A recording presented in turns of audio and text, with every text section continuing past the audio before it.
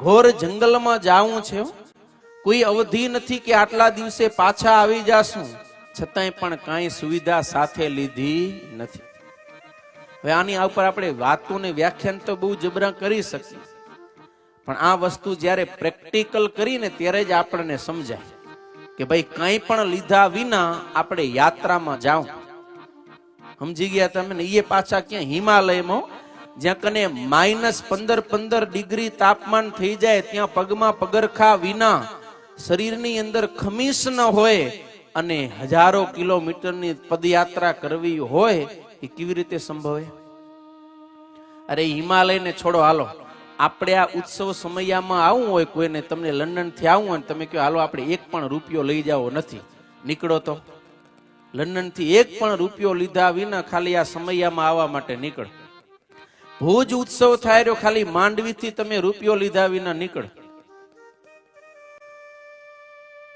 તમે યાત્રામાં જાઓ, કંઈ પણ ન લઈ જાઓ, તમને શક્ય લાગે છે? આપણે તો કેટલી બધી તૈયારી કરી રાખી, ખબર હે? આમ હા, રસોઈ, પાણી, બીજું ત્રીજું કેટલો. પણ નીલકંઠ વર્ણીની કેવી સદભાવના હશે, કંઈ પણ લીધા વિના બસ જન કલ્યાણ માટે પોતે નીકળી ગયા છે. નીલકંઠ વર્ણી આપણને એ સમજાવે છે કે જરૂરિયાત વસ્તુ હોય ને એ જ તમે સાથે રાખો. જરૂરિયાત વિનાની જેટલી વસ્તુ છે એ ભાર રૂપ છે. એટલે મહારાજને માટે એક વાક્ય કહે કે શ્રીજી મહારાજ ભાર નામે એક રૂમાલ પણ વધારાનો રાખતા નહીં. રૂમાલ શું વજન કરે? આપણે તો આમ પેકિંગ થાય ને ત્યારે એક રૂમાલ પડ્યો, બીજું નાખો ને એ શું વજન કરશે? એમ કે ને, એક નાખો ને હજી શું વજન કરશે એમ. પણ ભાર નામે એક રૂમાલ પણ શ્રીજી મહારાજ વધારે રાખતા નહીં. જેટલો તમે બિનજરૂરી વસ્તુ ભેગી કરશો તો એક દિવસ એવો આવશે કે તમારે જરૂરિયાત વસ્તુ પણ છોડવી પડશે. માટે બિનજરૂરી વસ્તુ ક્યારે આપણે ભેડી કરવી જોઈએ નહીં. એટલું આપણું જીવન સાદું હશે એટલા વિચારો ઉત્તમ હશે. અને જેના જીવન જ હાઈફાઈ થઈ જાય એના વિચારો પછી ડાઉન થઈ જાય. માટે સિમ્પલ લિવિંગ હાઈ થિંકિંગ કહેવાય ને ઇંગ્લિશમાં, સિમ્પલ લિવિંગ હાઈ થિંકિંગ. એમ સાદું જીવન રાખો પણ વિચારો, આચરણ એ ઊંચું રાખો. કંઈ પણ લીધા વિના નીલકંઠ વર્ણી એમને એમ નીકળી ગયા છે. યાત્રામાં નીકળ્યા. જો યાત્રાના ઘણા બધા આમ પ્રકાર હોય. આમ તો મુસાફરી કહેવાય ને, મુસાફરી. ટૂરમાં જાય માણસો, ખબર ને? ટૂરમાં જાય એનું એક રીઝન, હેતુ હોય, ઉદ્દેશ શું હોય? મજા. જે મજા માણવા માટે જ મુસાફરી કરે એને કહેવાય ટૂર. પછી બીજો પ્રકાર છે પ્રવાસ. જે સ્કૂલમાંથી જાતો હોય ને એને પ્રવાસ કહેવાય. એમાં શું મુખ્ય હોય? જિજ્ઞાસા, કંઈક જાણવા, કંઈક શીખવા. એક જિજ્ઞાસા વૃત્તિથી જે મુસાફરી કરે છે એને કહેવાય પ્રવાસ. અને ત્રીજો પ્રકાર છે યાત્રા. એમાં શું હોય?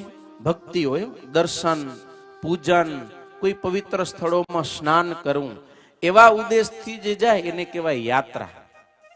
પણ નીલકંઠ વર્ણી નથી તો ટૂરમાં નીકળ્યા, નથી પ્રવાસમાં નીકળ્યા, નથી યાત્રામાં નીકળ્યા. એ શેના માટે નીકળ્યા છે? વિચરણ માટે. હો. અને વિચરણ એને કહેવાય કે જેમાં અનેક જીવાત્માઓના કલ્યાણની ભાવના હોય. ભગવાન નીલકંઠ વર્ણી અનેક મુમુક્ષુ જીવાત્માઓના કલ્યાણને માટે આજે કાયમને માટે ઘર છોડીને નીકળી ગયા છે. નીલકંઠ વર્ણીનું ફરવું એ વિચરણ છે. એમ આપણા સંતો છે ને એ વિચરણ કરે. શું કરે? વિચરણ. એમ નહીં કે સંતો ફરવા ગયા હતા એમ કહેવાય. સંતો ટૂરમાં નીકળ્યા એમ ના કહેવાય. કહેવાય સંતો વિચરણમાં જાય. અને વિચરણનો ઉદ્દેશ એ જ હોય કે એમાં હજારો લાખો જીવાત્માઓનું કલ્યાણ થાય. આ સંતો આમ ચાલ્યા જતા હોય, એનું કોઈ દર્શન કરે એ જીવનું કલ્યાણ થાય. સંતો ચાલ્યા જતા હોય, કોઈ ખાલી ગુણ લેવો, જુઓ તો ખરા કેવા સારા સંતો છે, આટલો ખાલી ગુણ લેને આમ તોય એનું કલ્યાણ થાય. સંતો આમ આવા ઉત્સવ સમયમાં આવતા હોય, ઊંચેથી હાથ આમ કરે, એ હાથના કોઈ દર્શન કરી લે અને મનમાં ગુણ આવી જાય તો એનું કલ્યાણ થાય.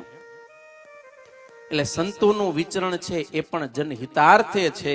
એમ નીલકંઠ વર્ણી નાની ઉંમર કેટલી? માત્ર 11 વર્ષ 3 માસ અને 1 દિવસ. આટલી નાની ઉંમરમાં આવા ઉમદા હેતુથી જે વિશ્વના કલ્યાણ માટે નીકળ્યા હોય ને, આ ધરતીના ઇતિહાસમાં એક જ માત્ર આપણા ઈષ્ટદેવ ભગવાન સ્વામિનારાયણ છે.